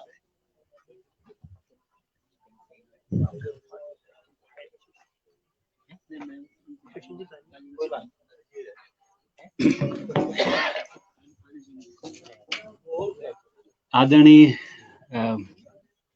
इंदिरा जी, शर्मा जी, राणा जी, नवानी जी और धात के सभी संप्रांत सज्जनों को मैं सबसे पहले नमस्कार करता हूँ, प्रणाम करता हूँ।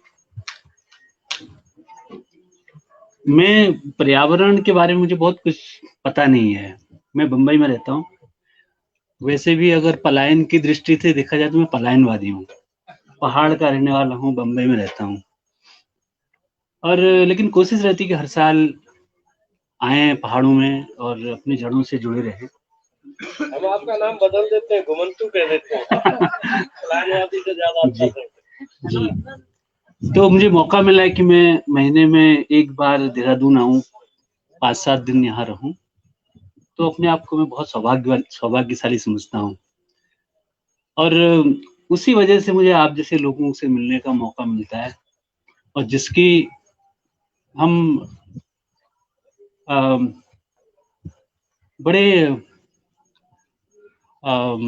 बड़ा इंतजार करते हैं। मेरे को इंतजार रहता है कि मैं कब देहरादून आऊँ, कब मेरा वो 1 हफ्ता आए और मैं फिर सब कुछ भूल जाता हूँ। यहाँ पे गांव में भी जाता हूँ। अभी मैं एक गांव गया था, नवानी जी के साथ एक गांव गया था। आज सुबह कहीं थराली से किसी का मैसेज आया था कि क्या आप वहां पे आके कुछ कर सकते हैं क्या। तो हम छोटी छोटी चीजों को जोड़ने का काम करता हूँ। मैं वैसे एक लर्नर हूँ।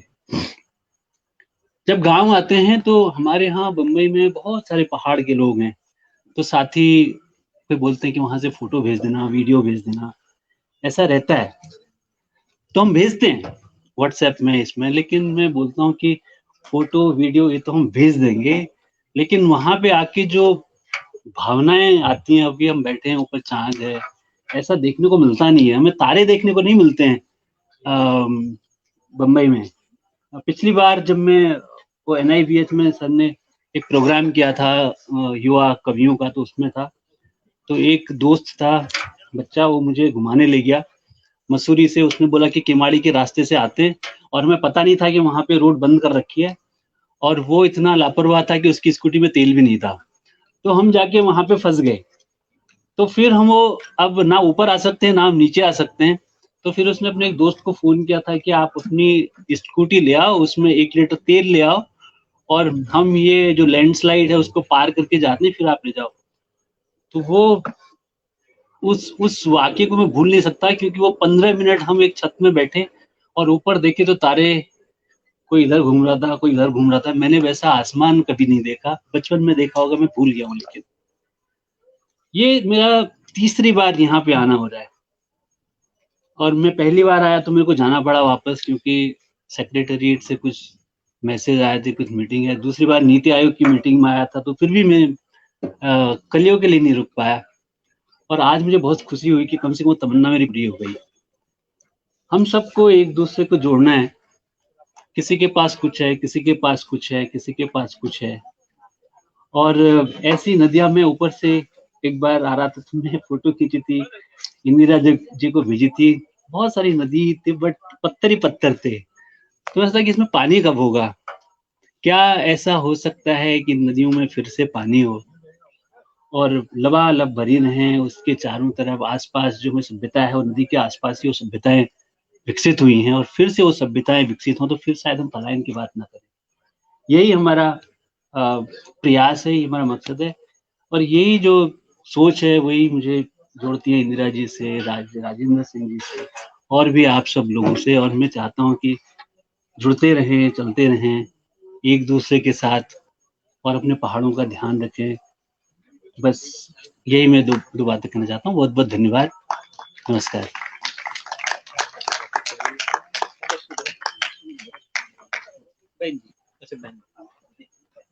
डॉक्टर वसुधा जी भी है, अल्मोड़ा वाली डॉक्टर वसुधा जी बैठी हैं।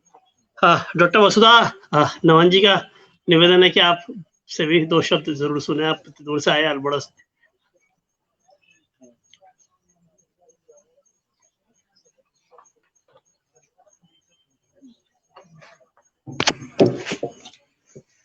सबसे पहले तो आप सबको मेरा बहुत बहुत नमस्कार। बहुत ये एक ऐसी लोकेशन पे आने का मौका मिला है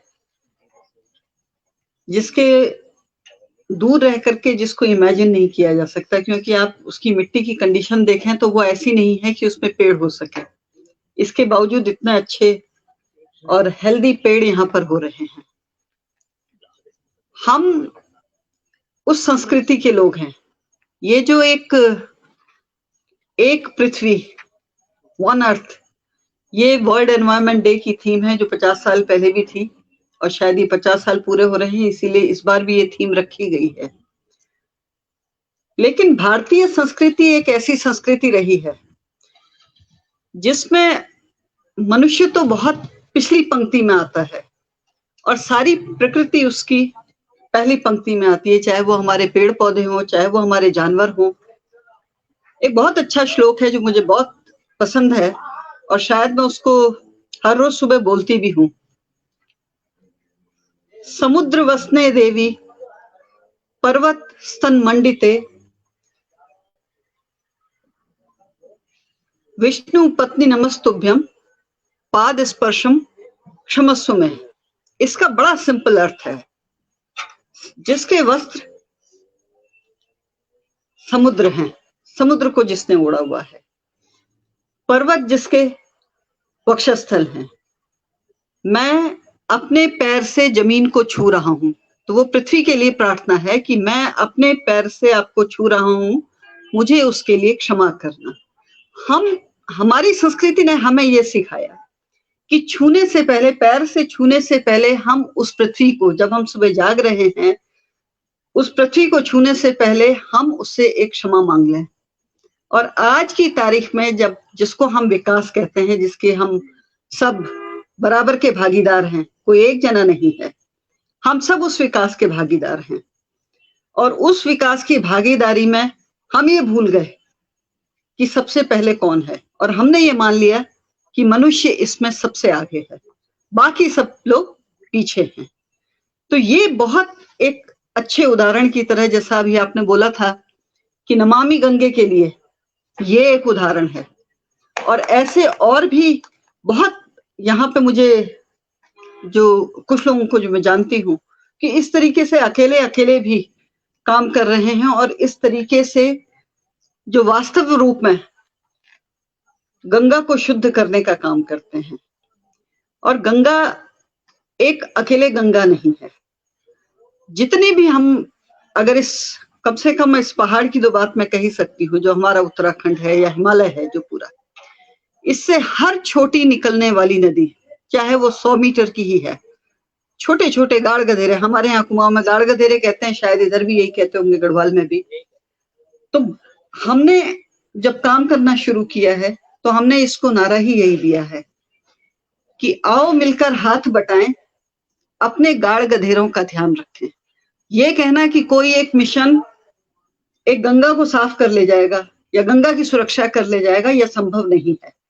उसके लिए जरूरी है कि जैसा आपने सुबह कहा था कि हम एक गिलास पानी को भी बचाएं, हम इस बात की भी ध्यान रखें कि हम अकेले क्या कर सकते हैं। हम अपने स्तर की गंदगी को जमीन पे ना आने दें, जितना उसे कम कर सकते हैं। गंदगी तो होगी, जब मनुष्य है तो मनुष्य का तो काम है गंदगी को फैलाना, लेकिन कितना हम उसको कम कर सकते हैं और इस तरीके से हम कितना योगदान दे सकते हैं इस प्रकृति के प्रति, अपनी हम कितनी एक वफादारी निभा सकते हैं और कितनी हम अपनी एक जिम्मेदारी निभा सकते हैं।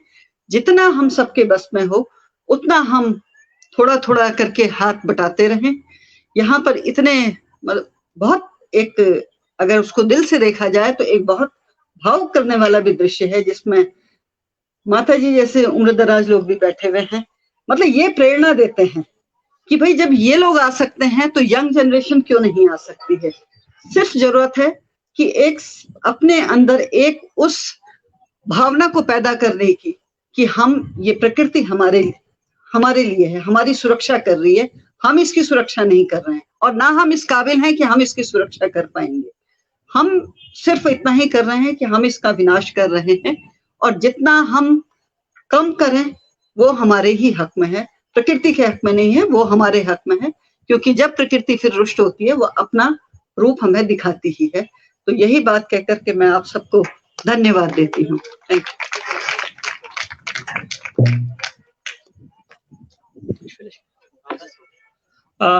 सब लोग इतने देर तक यहाँ पर बैठे रहे, सबने साथ दिया, छोटे से निमंत्रण में आप लोग आए और उसका औपचारिक जो धन्यवाद है स्मृतिवन के संयोजक वीरेंद्र खंडूरी जी को करना था, लेकिन खंडूरी जी का निवेदन है कि हमारी दीदी विमला रावत जी बहुत अस्वस्थ रही पिछले 6-7 महीने और वो निरंतर स्मृतिवन में आती थी। उन्होंने बहुत सारे पौधों को यहाँ पर लगाने में, और जो हमने इनफैक्ट सड़क के किनारे 3 तरह के पौधे लगाए उस पर उनका अमूल्य सलाह रही है हमारे पास, तो उनका आना हमें बहुत अच्छा लग रहा है, बहुत समय बाद आई है। तो हम चाहेंगे कि आज का जो अंतिम धन्यवाद है विमला रावत जी देकर के सभी जो साथी यहाँ पर आए हैं उनका आभार प्रकट कर रहे हैं कि वो इतने शॉर्ट नोटिस पर हमेशा हमारे कहने पर यहाँ पर आए। तो विमला जी।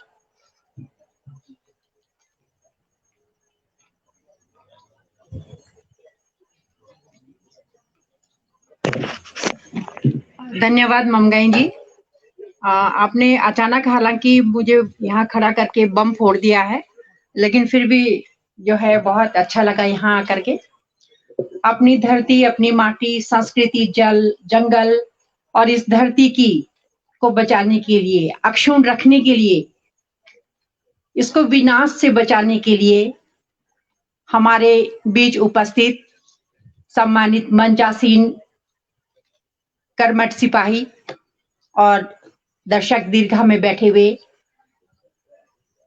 इस धरती को बचाने के अक्षुण्ण प्रयास में रत प्रबुद्ध जन समुदाय, आज बहुत अच्छा लगा।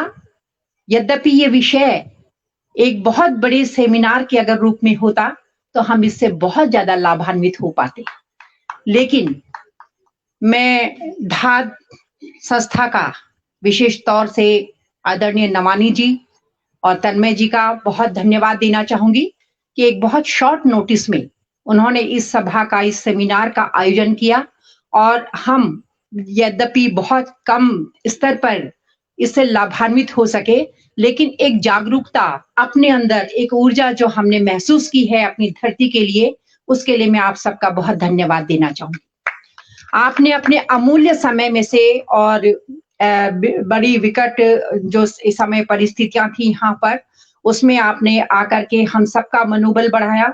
यहाँ पर आपने पौधारोपित किया और इस जबकि यहाँ पर लाइट भी नहीं थी और खास तौर से इंदिरा जी जब संबोधित कर रही थी तो उस समय रोशनी भी नहीं थी, लेकिन उन्होंने उन तमाम चीजों की परवाह न करते हुए अपना संबोधन जारी रखा। मैं आपको भी धन्यवाद देना चाहूंगी।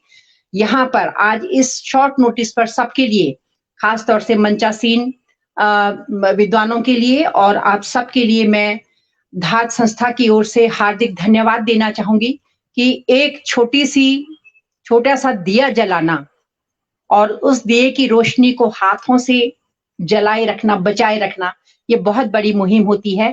तो सबकी कोई ना कोई भागीदारी इस धरती के प्रति हम सब निभा रहे हैं, आप सब निभा रहे हैं। तो आप सबका पुनः इस कार्यक्रम में आने के लिए धन्यवाद और ढेर सारी शुभकामनाएं कि आप सब लोग बहुत लंबे समय तक बहुत दीर्घायु प्राप्त करें और इस धरती को बचाने की मुहिम में निरंतर आगे बढ़ते रहें। धन्यवाद। नाम सुना था लेकिन आज आपका भाषण सुन लिया। अरे नहीं